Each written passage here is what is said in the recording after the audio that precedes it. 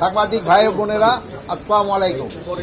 আজকে আমাদের এখানে এই সেশনটা ছিল হলো স্বরাষ্ট্র মন্ত্রণালয়ের সংশ্লিষ্ট বিষয়ে ডিসি মহোদয়দের সাথে এবং কমিশনার মহোদয়দের সাথে কিছু প্রশ্ন ছিল, আমরা উত্তর দিয়েছি এবং তাদের কাছেও আমাদের কিছু আশা ছিল।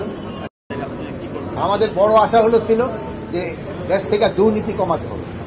দুর্নীতির সমূলে বিনষ্ট না করতে পারলে দেশের অগ্রগতি হবে না। এটা হলো আমাদের সবচেয়ে বড় সমস্যা, ছিল দুর্নীতি। এটা সব লেভেলে থেকে কমে আনতে হবে। এই জন্য আমি আপনাদেরও সাহায্য এবং সহযোগিতা চাই। আইন শৃঙ্খলা নির্ধারণের ব্যবস্থা, আইন শৃঙ্খলা মোটামুটি স্যাটিসফ্যাক্টরি, বাট এটা আরো উন্নতির অবকাশ রয়েছে। আরো আস্তে আস্তে এটা উন্নতির দিকে যাচ্ছে। জাতীয় নির্বাচনের কথা চলতেছে এবং প্রথম এই সম্মেলন আমাদের আজকে নির্বাচন নিয়ে এখানে কোনো কথাবার্তা হয়নি।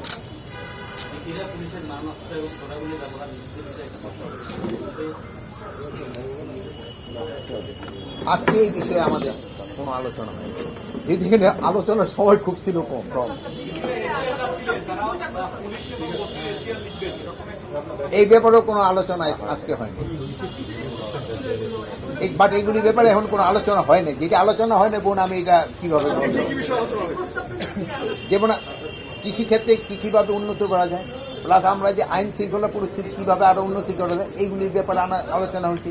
যেমন তারা বর্ডারে এলাকায় বিজিবি বৃদ্ধি করার জন্য বলছে, তারা নৌ পুলিশ বৃদ্ধি করার জন্য বলছে, তারা আমাদের যে কি বলে ওই গাজীপুরে যে ইসে আছে জিএমপি, যেটা ওটার জনবল বৃদ্ধির জন্য বলছে। তারপরে তারা আমাদের যে ইন্ডাস্ট্রিয়াল পুলিশের জনবল বৃদ্ধি করার জন্য বলছে। এগুলির ব্যাপারে আলোচনা হয়েছে।